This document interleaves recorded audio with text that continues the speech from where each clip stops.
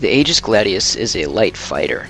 It's got pretty good rotation and roll, pretty quick speeds, and with the low stop times, that means that the ship is able to control its rolls very quickly. In terms of speed, it's very competitive. Its SCM is one of the best in the game. You can reach 280 SCM, and that's only beaten by the Cartual with 290, the M50 with 350, and the 350R with 375. It's also got a very competitive afterburn, and it's only beaten by the Sabre, the Cartual, and all of the Origin ships except for the 325A.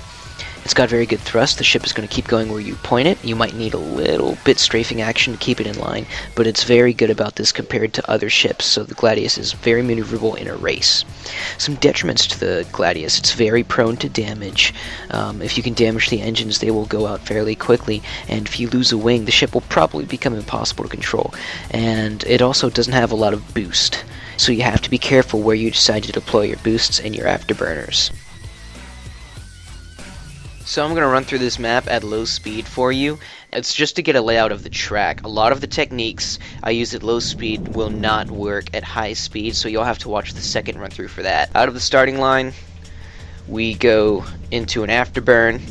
Once we're through checkpoint 0, bank right, aim between the building and this spire here.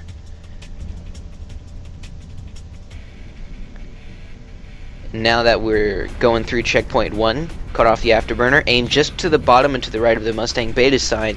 Stay level with the buildings. Once we're through the curve, throttle up, hit the afterburn, burn through checkpoint 2, and keep that afterburn going through to checkpoint 3. And keep that afterburn going. Now we skim to the right of the anvil sign. Now we're jumping down through what I call the rabbit hole. We go between the two billboards here.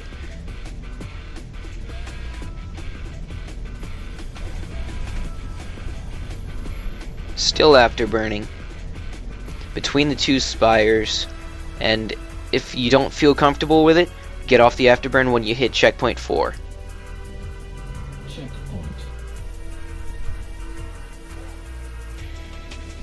Now we're coming up in the long turn past checkpoint 4. This specific run is not indicative of how I'd actually take on this turn. But if you do take on checkpoint 5 too aggressively, you might find it hard to take on checkpoint 6. And remember, checkpoint 7 is down and to the right of checkpoint 6. It's always good to instinctively maneuver in that direction once you're through checkpoint 6. Now we're through checkpoint 7. We need to hit the afterburn before we hit checkpoint 7. That'll be something to keep in mind for next lap.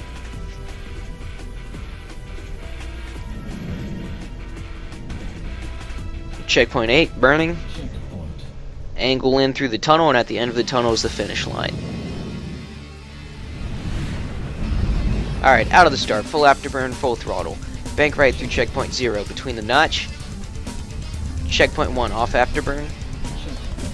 Hard strafe right, blown to the right of the Mustang beta sign. Hug the inside curve, hug the inside curve. Straightened out, pointed at checkpoint 2, full afterburn. Hug the bottom of checkpoint 3, just to the right of the anvil sign. Down the rabbit hole between the billboards. Through the spires. Up checkpoint 4. I'm feeling ambitious, so I'm going to take this in full afterburn. Flip upside down to balance off the G-forces. I keep rotating to spread the G-forces and keep from blacking out. Through checkpoint 5.